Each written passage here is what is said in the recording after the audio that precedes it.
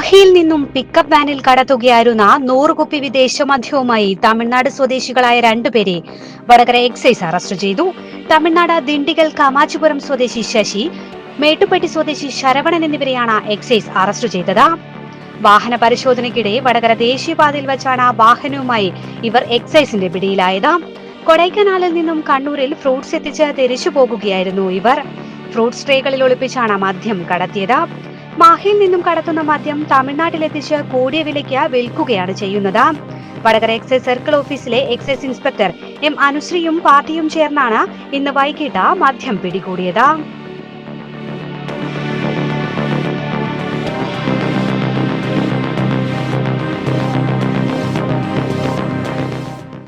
വിദഗ്ധരായ അധ്യാപകരുടെ നേതൃത്വത്തിലുള്ള ക്ലാസുകൾ, ലാബ് ഉൾപ്പെടെയുള്ള അത്യാധുനിക പഠന സൗകര്യങ്ങൾ.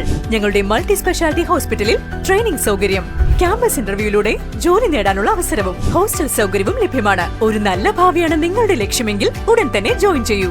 വിംസ് paramedical institution, Pachakkarimukku, Meppayil, Vadakara, Mathath plaza building, pipe line road, Kallachi.